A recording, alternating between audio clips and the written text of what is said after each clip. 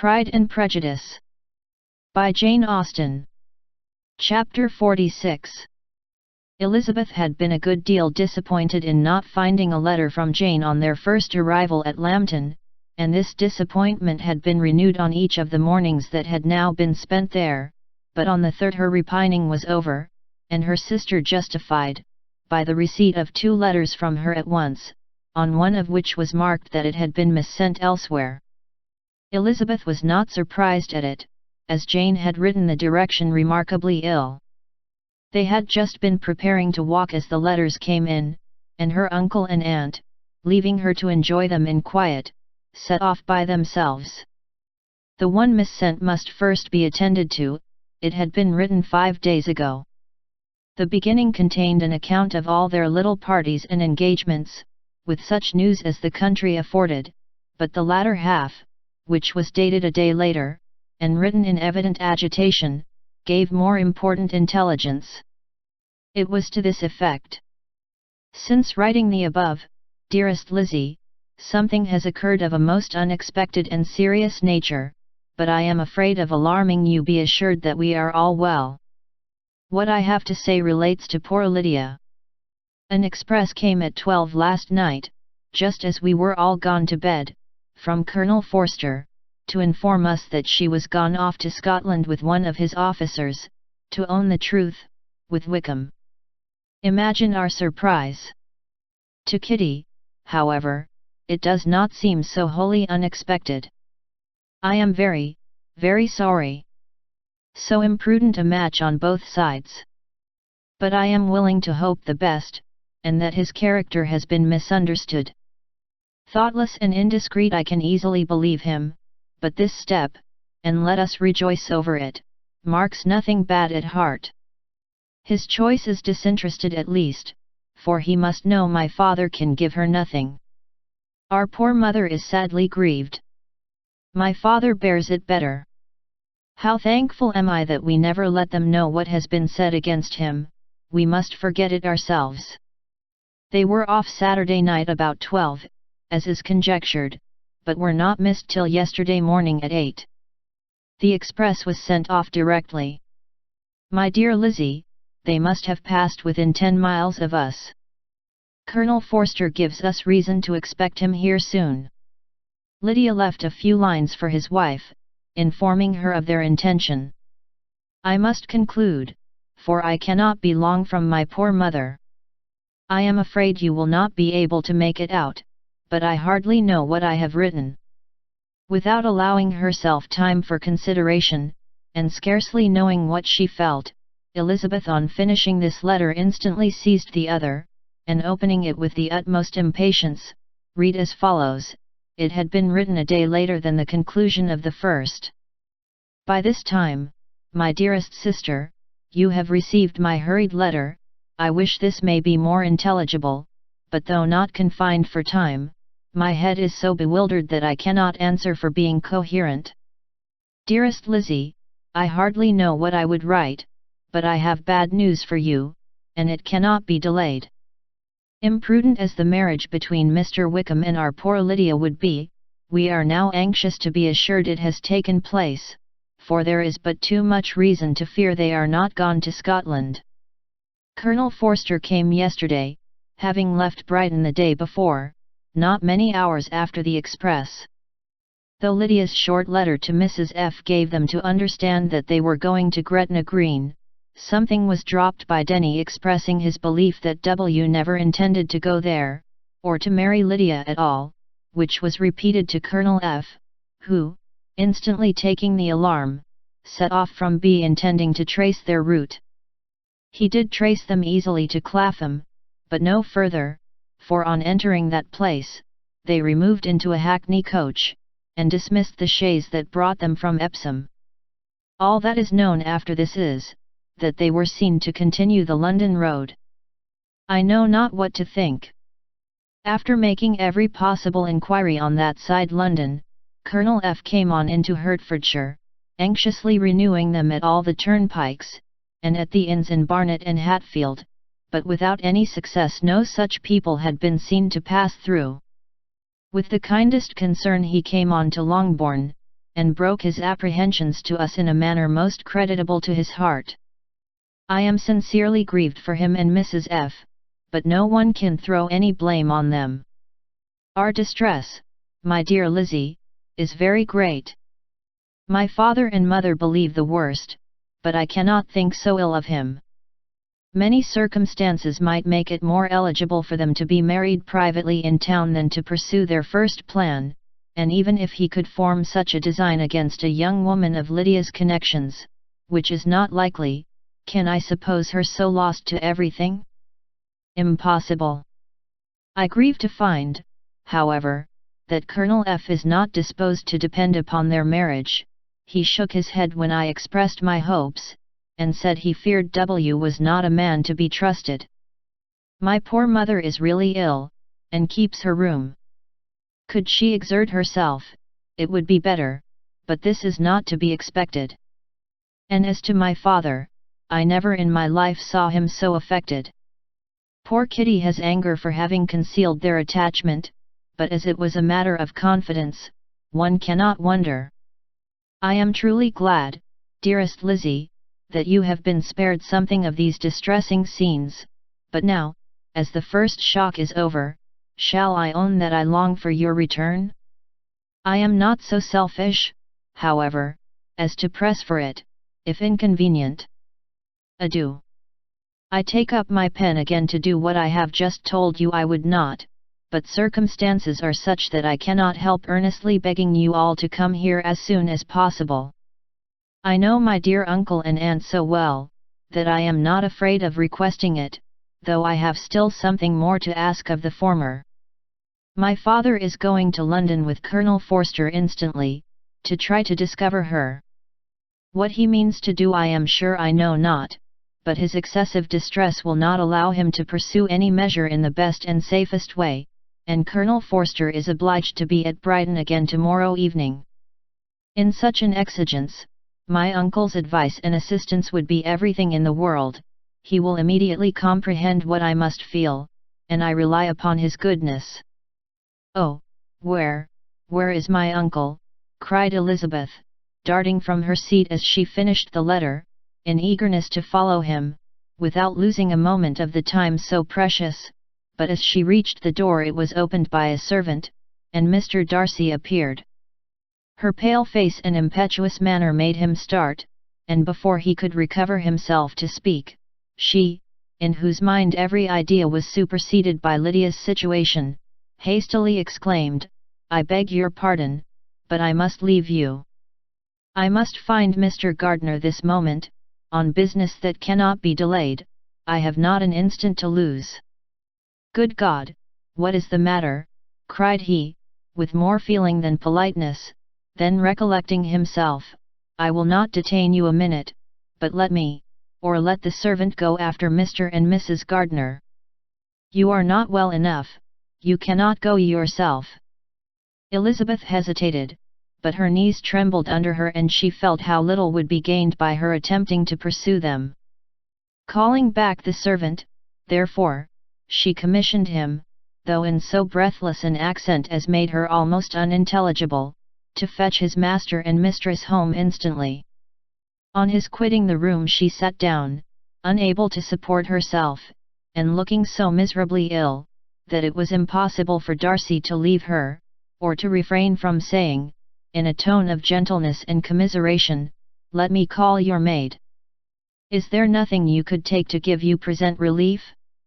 A glass of wine, shall I get you one? You are very ill." "No, I thank you," she replied, endeavoring to recover herself. "There is nothing the matter with me. I am quite well, I am only distressed by some dreadful news which I have just received from Longbourn." She burst into tears as she alluded to it, and for a few minutes could not speak another word. Darcy, in wretched suspense, could only say something indistinctly of his concern, and observe her in compassionate silence. At length she spoke again. "I have just had a letter from Jane, with such dreadful news. It cannot be concealed from anyone. My younger sister has left all her friends, has eloped, has thrown herself into the power of Mr. Wickham. They are gone off together from Brighton. You know him too well to doubt the rest. She has no money, no connections, nothing that can tempt him to. She is lost forever. Darcy was fixed in astonishment. When I consider, she added in a yet more agitated voice, that I might have prevented it. I who knew what he was. Had I but explained some part of it, only some part of what I learnt, to my own family. Had his character been known, this could not have happened. But it is all too late now. I am grieved indeed, cried Darcy, grieved, shocked. But is it certain, absolutely certain? Oh, yes. They left Brighton together on Sunday night, and were traced almost to London, but not beyond. They are certainly not gone to Scotland. And what has been done, what has been attempted, to recover her? My father is gone to London, and Jane has written to beg my uncle's immediate assistance, and we shall be off, I hope, in half an hour. But nothing can be done. I know very well that nothing can be done. How is such a man to be worked on? How are they even to be discovered? I have not the smallest hope. It is every way horrible. Darcy shook his head in silent acquiescence. When my eyes were opened to his real character, oh, had I known what I ought, what I dared to do. But I knew not. I was afraid of doing too much. Wretched, wretched mistake. Darcy made no answer. He seemed scarcely to hear her, and was walking up and down the room in earnest meditation, his brow contracted, his air gloomy. Elizabeth soon observed, and instantly understood it. Her power was sinking, everything must sink under such a proof of family weakness, such an assurance of the deepest disgrace. She could neither wonder nor condemn, but the belief of his self-conquest brought nothing consolatory to her bosom, afforded no palliation of her distress. It was, on the contrary, exactly calculated to make her understand her own wishes, and never had she so honestly felt that she could have loved him, as now, when all love must be vain. But self, though it would intrude, could not engross her. Lydia, the humiliation, the misery she was bringing on them all, soon swallowed up every private care, and covering her face with her handkerchief, Elizabeth was soon lost to everything else, and, after a pause of several minutes, was only recalled to a sense of her situation by the voice of her companion, who, in a manner which, though it spoke compassion, spoke likewise restraint, said, I am afraid you have been long desiring my absence, nor have I anything to plead in excuse of my stay, but real, though unavailing concern. Would to heaven that anything could be either said or done on my part that might offer consolation to such distress. But I will not torment you with vain wishes, which may seem purposely to ask for your thanks. This unfortunate affair will, I fear, prevent my sisters having the pleasure of seeing you at Pemberley today. Oh, yes. Be so kind as to apologize for us to Miss Darcy. Say that urgent business calls us home immediately. Conceal the unhappy truth as long as it is possible, I know it cannot be long.